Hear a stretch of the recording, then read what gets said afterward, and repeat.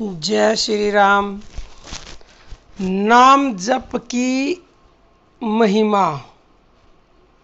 नाम जप में इतनी शक्ति है कि संसार की कोई बीमारी, कोई दुख, कोई दर्द, कोई तकलीफ ऐसी नहीं है कि जो नाम जप के आगे टिक सके।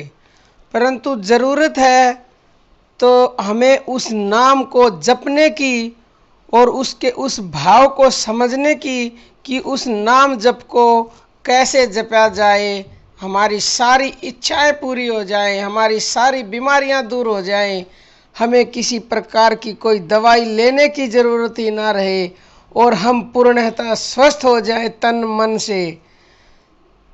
आप ये सोचते होंगे क्या ऐसा संभव है? बिल्कुल संभव है ऐसा। लेकिन हम क्या करते हैं?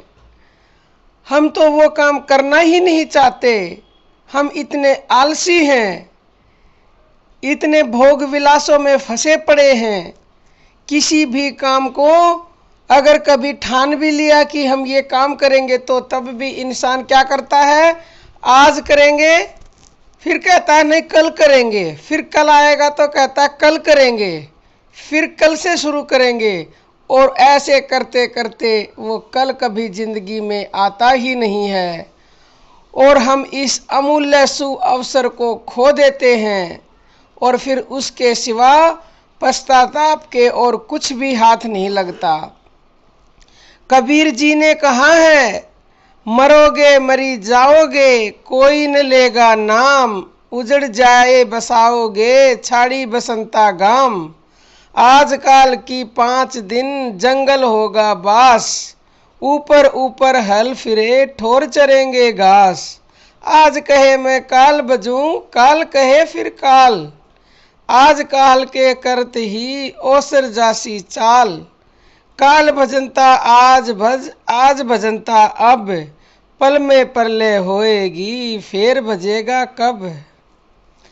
इसलिए आलस्य और प्रमाद और भोग विलास का परित्याग करके जिस प्रकार से भी हो सके उठते बैठते सोते जागते और संपूर्ण कर्तव्य कर्मों को करते हुए सदा सर्वदा भजन करने का अभ्यास अवश्य करना चाहिए।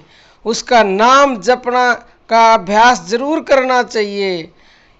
एक उदाहरण के द्वारा मैं आपको समझाती हूँ। जिस प्रकार जब बच्चा रोता है तो माँ उसको भुलाने के लिए उसके सामने अनेक प्रकार के खिलौने डाल देती है, कुछ खाने का सामान उसके हाथ में भी दे देती है। जो बच्चे उन सामान को देखकर और उन सामान में रमकर माँ के लिए रोना छोड़ देते हैं, माँ भी उन्हें छोड़कर अपना दूसरा काम करने में लग जाती है।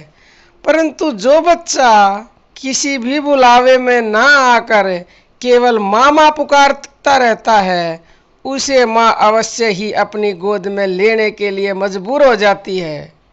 ऐसे जिद्दी बच्चे के पास घर के सारे आवश्यक कामों को छोड़कर भी माँ को तुरंत आना पड़ता है और उसे अपने हृदय से लगाकर दुलारना पड़ता है, क्योंकि माता इस बात को जानती है कि यह बच्चा मेरे सिवा और किसी विषय यानी किसी भी चीज़ में नहीं भूलता है। इस प्रकार भगवान भी भक्त की परीक्षा लेने के लिए अनेक प्रकार के प्रलोभन देते हैं, उन्हें भुलाने की कोशिश करते हैं कि हम इन प्रलोभनों में भूल जाएं। और जो इंसान उनमें भूल जाता है वह तो इस परीक्षा में फेल हो जाता है। परंतु जो भाग्यवान भगत संसार के समस्त पदार्थों को तुच्छ, क्षणिक और नाशवान समझकर उन्हें लात मार देता है और प्रेम में मगन होकर सच्चे मन से उस सच्चिदानंदमयी माता से मिलने के लिए लगातार रोया करता है, ऐसे भगत के लिए संपूर्ण कामों को छोड़कर भगवान को स्वयं तुरंत आना ही पड़ता है। महात्मा कबीर जी कहते हैं, केशव केशव कूकिए न कूकिए असार, रात दिवस के कूकते कभी तो सुने पुकार, राम नाम रटते रहो जब लग घट में प्राण, कभू तो दीन दयाल के भनक पड़ेगी कान।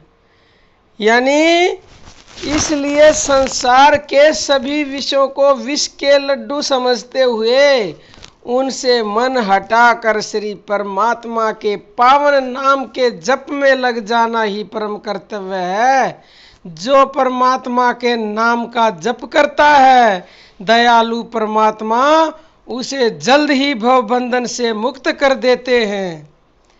यदि यह कहा जाए कि ईश्वर न्यायकारी है, भजने वाले के ही पापों का नाश करके उसे परम गति प्रदान करते हैं, तो फिर उन्हें दयालु क्यों कहना चाहिए?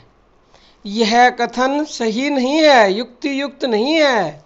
संसार के बड़े बड़े राजा महाराजा अपने उपासकों को बाह्य धन आदि पदार्थ देकर संतुष्ट करते हैं, परंतु भगवान ऐसा नहीं करते। उनका तो यह नियम है कि उनको जो जिस भाव से भजता है उसको भी वे उसी भाव से भजते हैं। परमात्मा छोटे बड़े का कोई ख्याल नहीं करते। उनकी नज़र में अमीर गरीब राजा रंक सब बराबर है। एक छोटे से छोटा व्यक्ति परमात्मा को जिस भाव से भजता है वो उसके साथ वैसा ही व्यवहार करते हैं, वे भी उसको वैसे ही भजते हैं, वैसा ही बर्ताव करते हैं। यदि कोई उनके लिए रोकर व्याकुल होता है तो वे भी उससे मिलने के लिए उसी प्रकार अकुला उठते हैं। यह उनकी कितनी दया की बात है, वो इतने दयालु हैं। इसलिए इस अनित्य क्षणभंगुर नाशवान संसार के समस्त मिथ्या भोगों को छोड़कर उस सर्वशक्तिमान न्यायकारी शुद्ध परम दयालु सच्चे प्रेमी परमात्मा के पावन नाम का निष्काम प्रेम भाव से ध्यान सहित सदा सर्वदा जाप करते रहना चाहिए। ये जाप ही हमें भव सागर से पार उतार सकता है, और ये जाप करने से हमारे शरीर में किसी प्रकार की कोई बीमारी, कोई दुख, कोई दर्द, कोई चिंता, कोई क्रोध, कोई गुस्सा कुछ नहीं रह सकता। लेकिन हमें सिर्फ इतना करना पड़ेगा कि उस परम दयालु भगवान को याद करना पड़ेगा, उसका जप करना पड़ेगा, उसके जप में इस तरह से डूब जाना पड़ेगा कि उस नाम जप के सिवाय और कुछ चीज़ याद नहीं रहे। काम भी कर रहे हैं, कुछ भी कर रहे हैं, करते करते 24 घंटे उसकी मोहिनी मूर्त हमारे हृदय से, हमारे मन से, हमारी आँखों के सामने से कभी अदृश्य ना हो, तो ये हो नहीं सकता कि वो परम दयालु भगवान हमारी ना सुने। वो तुरंत सुनेंगे, बस हमें ज़रूरत है तो सुनाने की। संसार के समस्त दुखों से मुक्त होकर ईश्वर साक्षात्कार के लिए नाम जप सबसे सर्वोपरि युक्ति युक्त साधन है। इससे ऊंचा कोई साधन नहीं है। इसे जपने से भगवान हमें तुरंत साक्षात दर्शन भी दे देते हैं।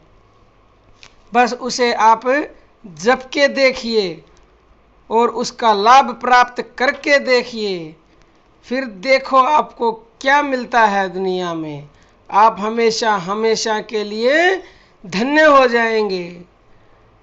जब किसी को कोई चीज़ मिल जाती है उसका अनुभव जब भी उसे पता लगता है, तो आपको भी भगवान की प्राप्ति जरूर होगी। लेकिन आप उसे जप के देखिए उसके नाम को, और अपनी सारी बीमारियों को दूर भगाइए।